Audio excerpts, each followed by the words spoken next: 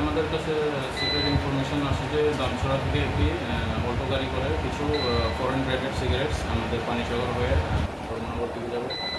তো সেই খবর পাওয়া মাত্র আমরা জলেবাসা দিকে যাই এবং সেখানে আমরা একটি মারুতি সুজুকি অল্টো গাড়িকে আটক করি।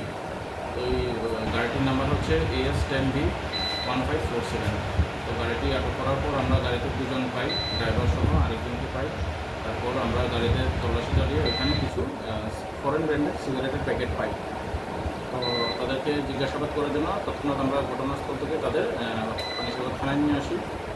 এরপর পানিসাগর থানায় এসে তাদের জিজ্ঞাসাবাদ করার পর আমরা তাদের কাছে কোনো রসিদ চাইলে এই মালগুলোর ব্যাপারে তারা কোনো আমাদেরকে রসিদ দেখাতে পারেনি।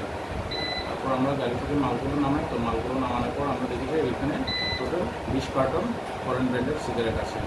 তো যেহেতু তারা কোনো আমাদেরকে বৈধ কাগজপত্র দেখাতে পারেনি, সেগুলো আমরা আইনগতভাবে সিজ করেছি। স্যার, যে দুজনকে আটক করেছেন তাদের নাম জানতে পেরেছেন কি?